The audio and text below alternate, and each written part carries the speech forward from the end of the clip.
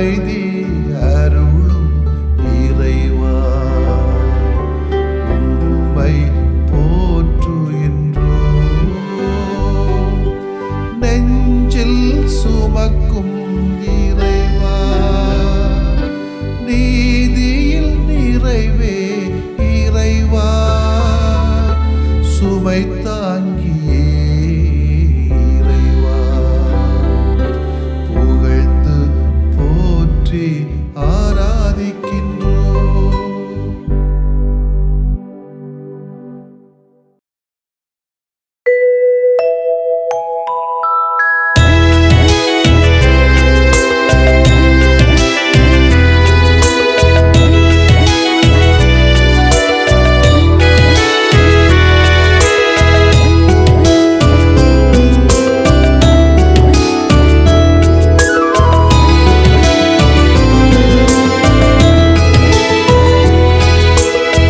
வானக அணிகளின் ஆண்டவரே, உமது இல்லம் அருமையானது.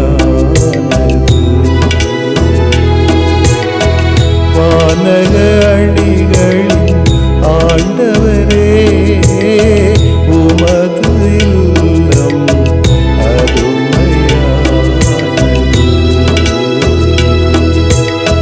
தஞ்சம் புகனான் ஏங்குகின்றே,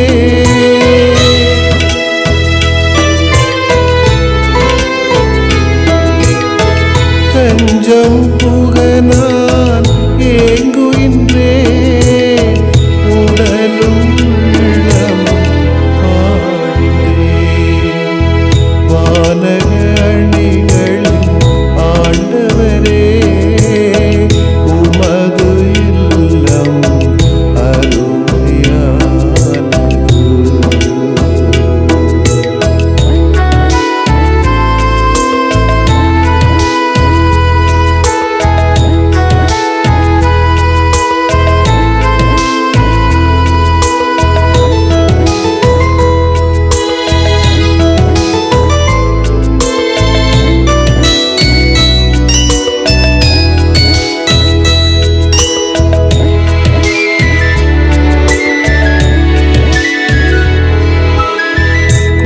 குருவிகளுக்கு வீடமைத்தீர், குஞ்சுகளுக்கு உணவும் தந்தீர்.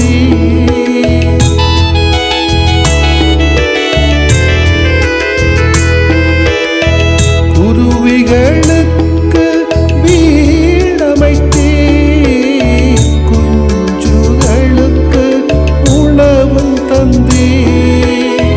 குறைவில்லா அருளை தினம் பெறுவோம், குறைவில்லா அருளை தினம் பெறுவோம். குன்றின் தீபமாய் உயர்ந்திருப்ப, குன்றின் தீபமாய் உயர்ந்திருப்ப, வானக அணிகளின் ஆண்டவரே, உமது இல்லம் அருமையானது.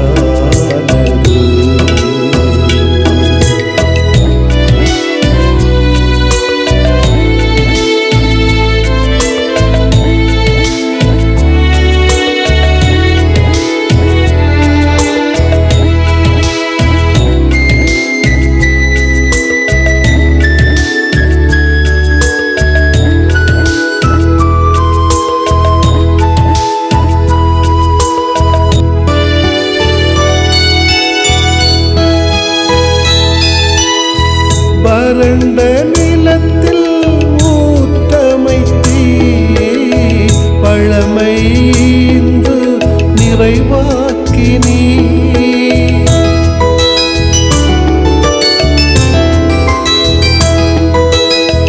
வறண்ட நிலத்தில் ஊற்றமைத்தீர், பழமைந்து நிறைவாக்கினீர். வலிமை தந்து வாழ வைத்தீர், வலிமை தந்து வாழ வைத்தீர். வழிமரபில் வழி நடத்துகின்றே, வழிமரபில் வழி நடத்துகின்றே. வானக அணிகளின் ஆண்டவரே, உமது இல்லம் அருமையானது.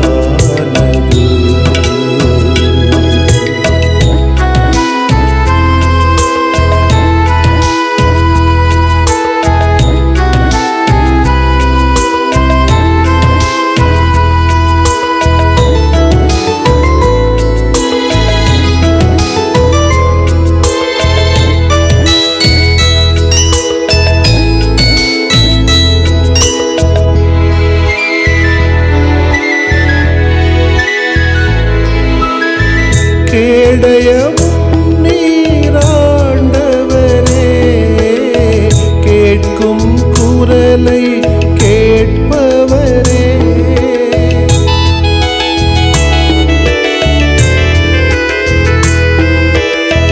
கேடயமும் நீராண்டவரே, கேட்கும் குரலை கேட்பவரே. நலம் தந்திரே, கேடுகளின்றி நலம் தந்திரே. கேளாமல் நன்மை செய்பவரே, கேளாமல் நன்மை செய்பவரே. வானக அணிகளின் ஆண்டவரே, உமது இல்லம் அருமையானது. வானக அணிகளின் ஆண்டவரே, உமது இல்லம் அருமையானது. தஞ்சம் புக நான் ஏங்குகின்றேன்,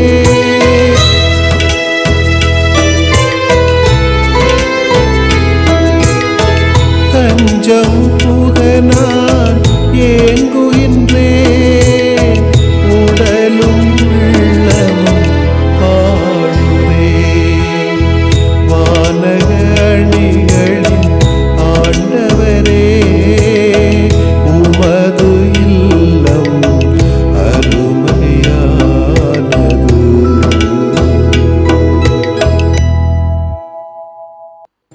யோவான் நற்செய்தி அலகு 2 இறை சொற்றொடர்கள் 13 முதல் 22 முடிய. அக்காலத்தில் யூதர்களுடைய பாஸ்கா விழா விரைவில் வரவிருந்ததால் இயேசு எருசலேமுக்கு சென்றார். கோவிலில் ஆடு மாடு புறா விற்போரையும் அங்கே உட்கார்ந்திருந்து நாணயம் மாற்றுவோரையும் கண்டார். அப்போது கயிறுகளால் ஒரு சாட்டை பின்னி அவர்கள் எல்லாரையும் கோவிலிலிருந்து துரத்தினார். ஆடு மாடுகளையும் விரட்டினார். நாணய மாற்றுவோரின் சில்லறை காசுகளை கொட்டுவிட்டு மேசைகளையும் கவிழ்த்து போட்டார். அவர் புறா விற்பவர்களிடம், இவற்றை இங்கிருந்து எடுத்துச் செல்லுங்கள், என் தந்தையின் இல்லத்தை சந்தையாக்காதீர்கள் என்று கூறினார். அப்போது அவருடைய சீடர்கள், உம் இல்லத்தின் மீது உள்ள ஆர்வம் என்னை எரித்துவிடும் என்று மறைநூலில் எழுதியுள்ளதை நினைவு கூர்ந்தார்கள். யூதர்கள் அவரை பார்த்து, இவற்றையெல்லாம் செய்ய உமக்கு உரிமை உண்டு என்பதற்கு நீர் காட்டும் அடையாளம் என்ன என்று கேட்டார்கள். இயேசு மறுமொழியாக அவர்களிடம், இக்கோவிலை இடித்து விடுங்கள், நான் 3 நாளில் இதை கட்டி எழுப்புவேன் என்றார். அப்போது யூதர்கள், இந்த கோவிலை கட்ட 46 ஆண்டுகள் ஆயிற்றே, நீர் 3 நாளில் இதை கட்டி எழுப்பி விடுவீரோ என்று கேட்டார்கள். ஆனால் அவர் தம் உடலாகிய கோவிலை பற்றியே பேசினார்.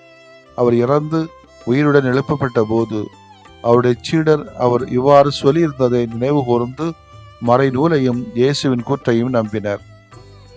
ஆண்டவரின் அருள்வாக்கு. இறைவா உமக்கு நன்றி. கிறிஸ்து இயேசுவிலே பிரியமுள்ள சகோதர சகோதரிகளே, பொது காலத்தின் 32வது ஞாயிற்றுக்கிழமையும் ரோமை புனித யோவான் லாட்ரன் பேராலய அர்ப்பணிப்பு விழாவையும் இன்று நாம் நினைவு கூறுகின்றோம். மைய சிந்தனை, நேர்ந்தளிப்போம், நேராகுவோம், நேராக்குவோம் என்பது. லாத்திரன் பேராலய நேர்ந்தளிப்பு திருவிழா திருப்பலியானது இன்றைக்கு உலகமெல்லாம் நடைபெறுகிறது. கடவுளுக்கு நம்மை ஆலயமாக நேர்ந்தளிக்கக்கூடிய அழைப்பு கொடுக்கப்படுகிறது. நாம் அனைவரும் கடவுளிடமிருந்து வந்தோம், கடவுளுக்கே சொந்தம் என்பதை ஆலயத்தில் அறிக்கையிட வேண்டும், சமூகத்தில் அதை வெளிப்படுத்த வேண்டும், உறக்க அதை வெளியிட வேண்டும். அதற்கான வாய்ப்பாகத்தான் இந்த நாளை பயன்படுத்துகிறோம். முழு ஆர்வத்தோடும் ஆசையோடும் இந்த அர்ப்பணிப்பை நாம் ஆலயங்கள் என்ற முறையிலே, உடல் என்ற ஆலயத்தை தாங்கியிருக்கக்கூடிய என்ற முறையிலே நாம் இதை செய்ய வேண்டியிருக்கிறது. இந்த திருவிழாவின் முக்கிய நோக்கமே இதுதான். ஒவ்வொரு ஆண்டு நம்மை ஆலயங்களாக புதுப்பித்துக் கொள்வது. கிறிஸ்தவர்கள் ஒவ்வொருவரும் தங்களை ஆலயத்தில், சமூகத்தில் நேர்ந்தளிக்க வேண்டும். ஒன்று, பாதுகாப்பு பெறுகிற வளையம் உருவாகுகிறது. நம்ம நேர்ந்தளிக்கின்ற பொழுது நாம் ஆண்டவருக்கு ஆலயத்தில் வைத்து நம்ம நேர்ந்தளிக்கும் போது பாதுகாப்பு வளையம் நம்மை சுற்றி உருவாகுகிறது. என்ன பாதுகாப்பு? அந்த பாதுகாப்பு வளையம் நம்மை அனைத்து தீமையிலிருந்து விடுவிக்கிறது. அவசியமற்ற ஆசைகள் அந்த வளையத்துக்குள் வருவது இல்லை, வரக்கூடாது. பாதுகாப்பு வளையத்திற்குள் நாம் 24 மணி நேரமும் பத்திரமாக இருக்க வேண்டும். ஒன்று. இரண்டாவது, பாதுகாப்பு கொடுக்கிற வளையம் உருவாகிறது. ஆலயத்தில் நேர்ந்தளிக்கப்பட்ட நாம் பிறருக்கும் பாதுகாப்பு கொடுக்கிற வளையமாக மாற வேண்டும். நமது குடும்பத்திற்காக, சமூகத்திற்காக, சமயத்திற்காக நான் பாதுகாப்பாளராக மாற வேண்டும். நாம் எங்கிருந்தாலும் எங்கள் அருகில் இருக்கின்றவர்களை, அயலார்களை சாதி, மதம், இனம் பாராது கடந்து பாதுகாப்பு வளையத்திற்குள் வைத்து நாங்கள் பத்திரமாக நாங்கள் பாதுகாக்க வேண்டும் என்ற கடமை நமக்கு சுட்டிக்காட்டப்படுகிறது. இந்த ஆலயம் எதற்காக இருக்கிறது? வழிபாட்டின் உண்மையான அர்த்தம்தான் என்ன? இன்னைக்கு ஆலயங்கள், நிறைய ஆலயங்கள் மண்டபங்களாக மாறிவிட்டது. தன்னுடைய பண திமிரையும் வெளிப்படுத்துவது போன்றுதான் இருக்கிறது. ஆன்மீகம் வளர இந்த ஆலயங்கள் அர்ப்பணிக்கப்படுகிறதா என்று கேட்டால் கொஞ்சம் குறைவுதான். ஆன்மீகம் வளர நமது வாழ்வை நாம் எப்படி அணுக வேண்டும் என்பதும் இப்படிப்பட்ட கேள்விகளோடு இன்றைய ஆலயங்களை, வழிபாட்டை, ஆன்மீகத்தை நாம் சிந்தித்து பார்த்தால் கொஞ்சம் சந்தோஷம், கொஞ்சம் கவலை, கொஞ்சம் கோபம் என்ற உணர்வு தான் எனக்குள்ளே எழுகிறது. நமக்கு மிகப்பெரிய ஏமாற்றம் தான் மிஞ்சும். காரணம், இன்றைய உலகில் பல ஆலயங்களில் ஆண்டவரை கூவி கூவி வியாபாரம் செய்து கொண்டிருக்கிறோம். திருத்தலங்களை சுற்றுலா தலங்களாக மாற்றிக் கொண்டிருக்கிறோம். எப்படியாவது வருவாயை பெருக்க வேண்டும் என்கிற நோக்கத்தில் வழிபாடுகளை அதிகரித்துக் கொண்டிருக்கிறோம். தேவையற்ற வழிபாடுகளை, இறைவனையும் அவர் சார்ந்த இடங்களையும் கேலி கூத்தாக்கி கொண்டிருக்கிறோம். ஆண்டவரை அனைவரும் அறிய வேண்டும் என்பதை விட ஆலய வியாபாரம் பெருக வேண்டும் என்பதுதான் இன்றைய ஆலய பொறுப்பாளர்களின் ஆதங்கமாகவே இருக்கிறது. நமது தமிழக திருச்சபையில எத்தனையோ திருத்தலங்கள் இருக்கிறது. கிட்டத்தட்ட சாதாரண ஆலயங்களையே பார்க்க முடியாத நிலையில் கிளைப்பங்குகளும் திருத்தலமாக்கப்பட்டு கொண்டிருக்கிறது. இந்த திருத்தலங்களில் இருக்கிற பொறுப்பாளர்கள் எத்தனை பேர் கடவுள் நம்பிக்கை உள்ளவர்கள்? கடவுள் நம்பிக்கை இருக்கிறதா இல்லையா? அதை விடுவோம். எத்தனை பேர் ஞாயிற்றுக்கிழமை திருப்பலியிலாவது கலந்து கொள்கிறார்களா? அதுவும் குறைவு. குருக்களை கடவுளின் ஊழியர்களாக நம்பக்கூடியவர்கள் எத்தனை பேர்? கடவுளுக்கு பயந்து வாழக்கூடிய குருக்கள் தான் எத்தனை பேர்? அருள்பணியாளர்கள் மட்டில் மதிப்பும் மரியாதையும் வைத்திருக்கின்றவர்கள் இருந்தால் நிச்சயம் ஆச்சரியம், அதிசயம். ஆனால் இவர்களைத்தான் நாமும் அங்கீகரிக்க வேண்டியிருக்கிறது. இவர்களை வைத்துதான் கடவுளின் ஆசிரியரை மக்களுக்கு பெற்றுத்தர வேண்டியிருக்கிறது. இவர்களை வைத்துதான் மக்களை ஆன்மீகத்தில் கட்டியெழுப்ப வேண்டியிருக்கிறது. உண்மையில் கடவுள் இதனை விரும்புவாரா? நாம் நம்மை ஏமாற்றிக் கொண்டிருக்கிறோமா? இன்றைக்கு இயேசு நமது திருத்தலங்களுக்கு வந்தால் சாட்டை எடுப்பதை விட அணுகுண்டு வீசுவாரோ என்ற ஒரு பயம் கூட இருக்கிறது எனக்கு. என் தந்தையின் ஆலயத்தை கள்வர் குகையாக்கி விட்டீர்களே என்று நம்மை சாட்டையால் அடித்து விளாச மாட்டாரா? அதைவிட மேலும் பல கேள்விகள் எல்லாம் நிச்சயம் நம்ம எழத்தான் செய்யும். இந்த அடிப்படை பிரச்சனைகளுக்கெல்லாம் தீர்வுதான் என்ன? இதனை நாம் எப்படித்தான் சரியான வழியில் நடத்தப் போகிறோம்? நம் கண்ணுக்கு எட்டிய தொலைவில் இதனை விட இன்னும் மோசமாகத்தானே செல்லும் என்கிற எண்ணம் இருக்கிறதை தவிர நம்பிக்கைக்கு வாய்ப்பே இல்லை. இருந்தாலும் எதிர்நோக்கோடு நாம் பல காரியங்களை செய்ய வேண்டியிருக்கிறது. இந்த வரலாற்றை திரும்பி பார்த்தால், குறிப்பாக இஸ்ரேல் மக்களின் கடவுள் அனுபவ வரலாற்றில் இதனை விட சோதனையான கட்டங்களை எல்லாம் அவர்கள் தாண்டி வந்திருக்கிறார்கள். இத்தகைய சூழ்நிலையில் கடவுளின் பணியாளர்களாக இருக்கக்கூடிய, கிறிஸ்தவர்களாக இருக்கக்கூடிய நாம் கடவுள் நம்பிக்கை உள்ளவர்களாக இருக்க வேண்டும். எது சரியோ எது தவறோ நேராக நிமிர்ந்து சொல்லக்கூடிய திராணி நமக்கு வேண்டும். நேர்மையான உள்ளத்தோடு அதனை உரைத்து கொண்டே இருக்க வேண்டும். ஏனென்றால் இது நம்முடைய பணி அல்ல, கடவுளின் பணி. நம்மில் அதனை தொடங்கி வைத்து அவரே அதனை நிறைவும் செய்வார். இந்த ஆலயங்களை நாம் எவ்வாறெல்லாம் சந்தியாக்குகிறோம்?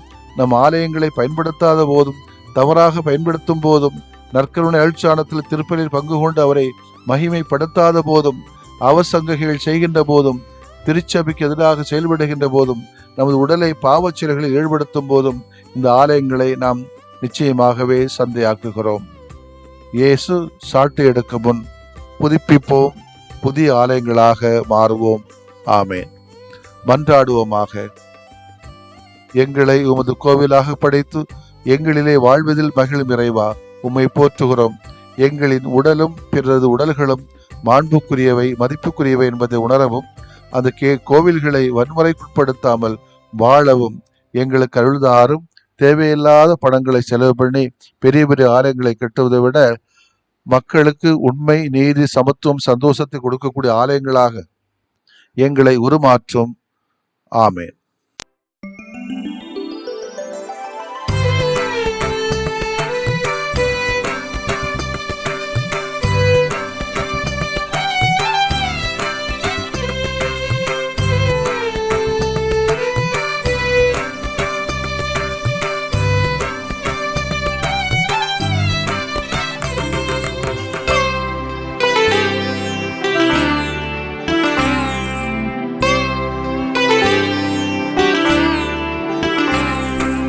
குணமாக்கும் என்னை குணமாக்குமே, குணமாக்கும் என்னை குணமாக்குமே.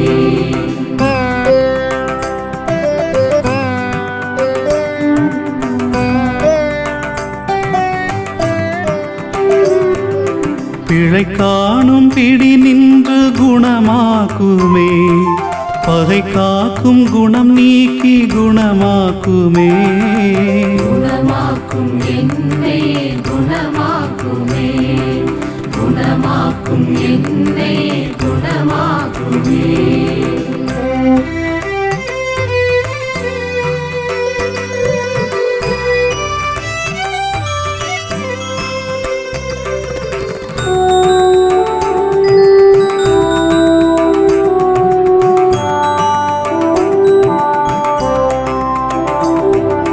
கடன் தொல்லை பிடி நின்று குணமாக்குமே, கடும் சொல்லின் குணம் நீக்கி குணமாக்குமே.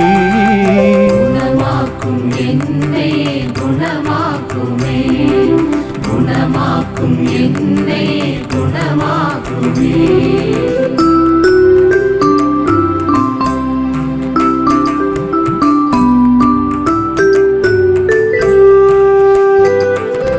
பால் நோயின் பிடி நின்று குணமாக்குமே, பய உணர்வின் குணம் நீக்கி குணமாக்குமே. குணமாக்கும் என்னை குணமாக்குமே, குணமாக்கும் என்னை குணமாக்குமே.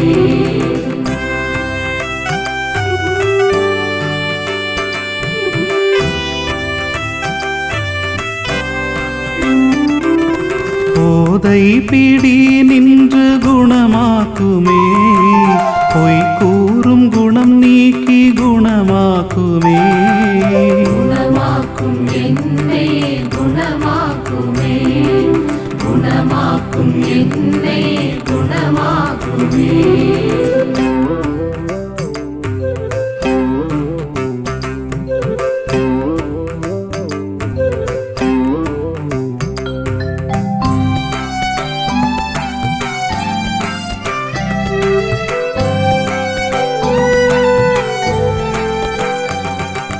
நான் என்னும் பிடி நின்று குணமாக்குமே, தான் மட்டும் குணம் நீக்கி குணமாக்குமே. குணமாக்கும் என்னை குணமாக்குமே, குணமாக்கும் என்னை குணமாக்குமே.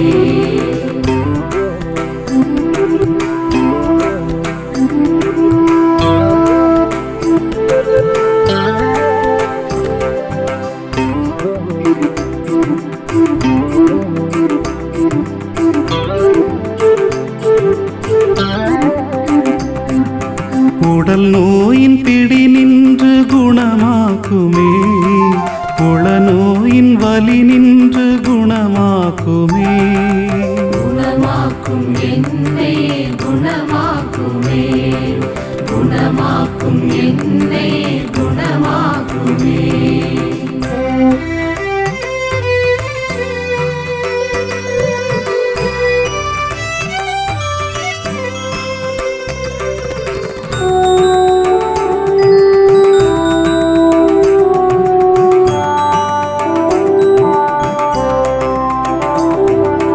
ஒரு வார்த்தை சொன்னாலே குணமாகுமே, நம்பியே வந்தே நல் இயேசுவே.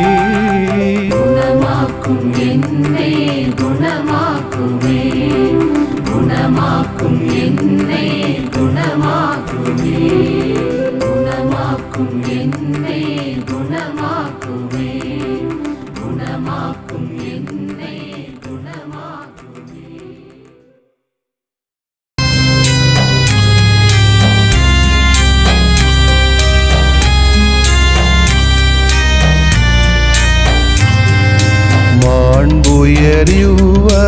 மாண்புயரிவருள்ளடையாளத்தை தாழ்ந்து பணிந்து ஆராதிப்போம்.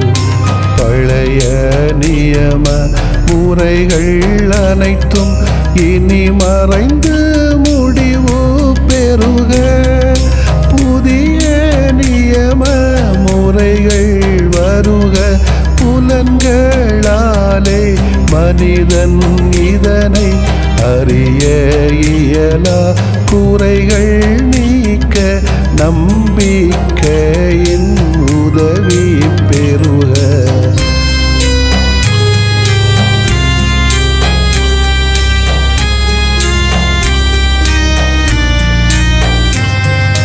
தந்தை அவர்க்கும் மகன் அவர்க்கும் புகழ்ச்சியோடு வெற்றியாக்கும்.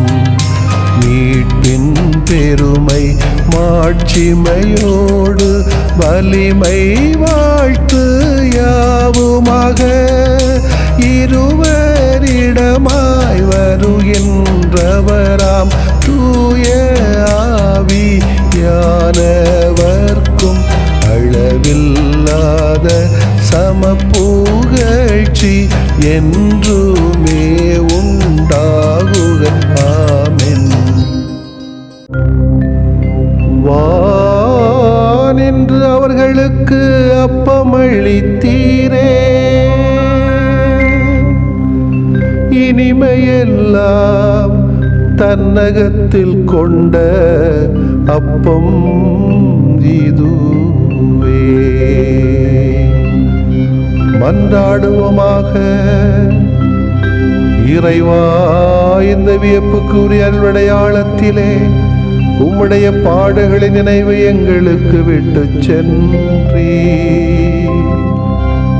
உம் திருவுடல் திருரத்தமாகியவற்றின் தூய மறைபொருளை வணங்கும் நாங்கள் உமது மீட்பின் பயனை இடைவிடாமல் துய்த்து உணர்ந்து மகிழ அருள்வீராக. தந்தையாகிய இறைவனோடும் தூய ஆவியாரின் ஒன்றிப்பில் இறைவனா என்றென்றும் வாழ்ந்து ஆட்சி செய்கின்ற உம்மை மன்றாடுகிறோம்.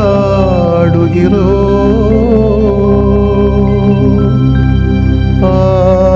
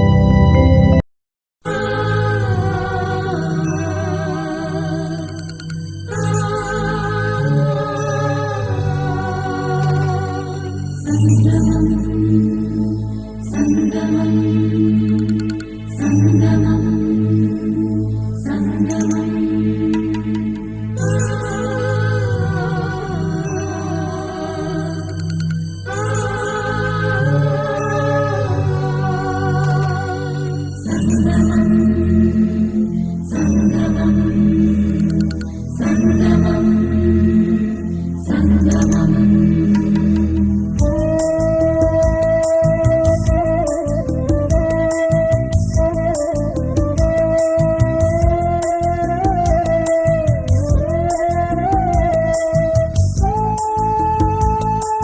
சங்கமம் அன்பின் சங்கமம் சங்கமம் அருளின் சங்கமம் சங்கமம் பங்கின் சங்கமம் சங்கமம் பகிர்வின் சங்கமம் ஆனந்தம் பொது ஆனந்தம் தரும் ஆலயம் எங்கள் ஆலயம் ஆனந்தம் பொது ஆனந்தம் தரும் ஆலயம் எங்கள் ஆலயம் சங்கமம் அன்பின் சங்கமம் சங்கமம் அருளின் சங்கமம்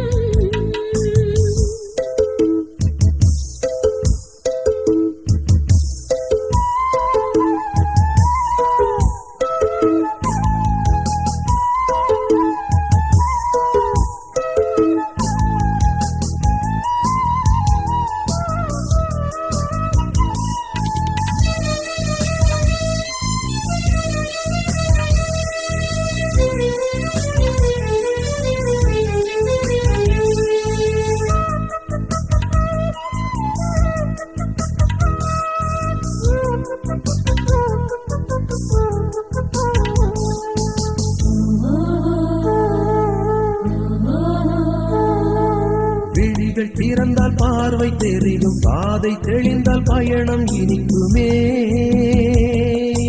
மனங்கள் திறந்தால் உறவும் மலரும் பகைமை உதிர்ந்தால் பகிர்வு மனத்துமே விழிகள் திறந்தால் பார்வை தெரியும் பாதை தெளிந்தால் பயணம் இனிக்குமே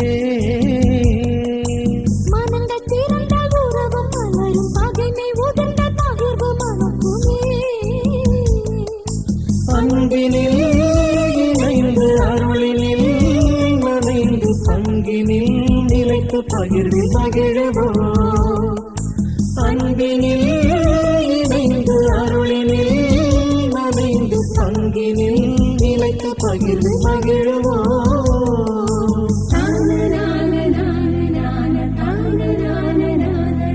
சங்கமம் சங்கமம் சங்கமம் அன்பின் சங்கமம் சங்கமம் அருளின் சங்கமம்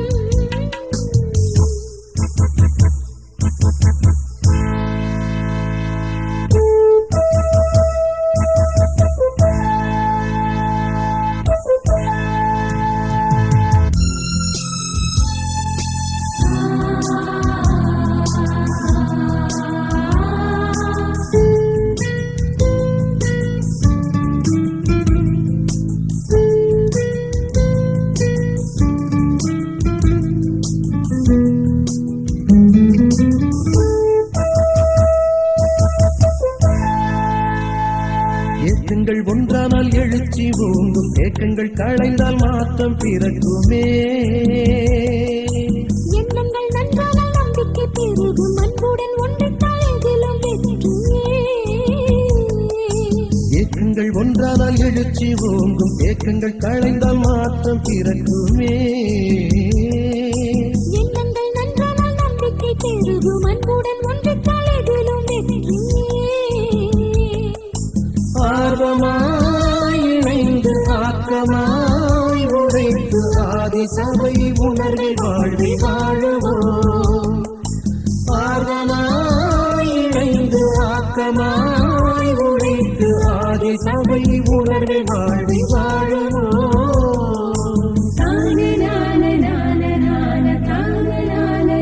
சங்கமம் சங்கமம் சங்கமம் அன்பின் சங்கமம் சங்கமம் அருளின் சங்கமம் சங்கமம் பங்கின் சங்கமம் சங்கமம் பகிர்வின் சங்கமம் ஆனந்தம் பொது ஆனந்தம் தரும் ஆலயம் எங்கள் ஆலயம் ஆனந்தம் பொது ஆனந்தம் தரும் ஆலயம் எங்கள் சங்கமம் அன்பின் சங்கமம் சங்கமம் அருளின் சங்கமம் சங்கமம் பங்கின் சங்கமம் சங்கமம் பகிர்வின் சங்கமம் நிலையான புகழுக்குரிய தூய இறை நன்மைக்கு எல்லா காலமும் தொழுகையும் புகழும் போற்றியும் ஆட்சிமையும் உண்டாக கடவது போற்றியும் ஆட்சிமையும் உண்டாக கடவது. தந்தை மகன் தூய ஆவியாரின் பெயராலே ஆமென்.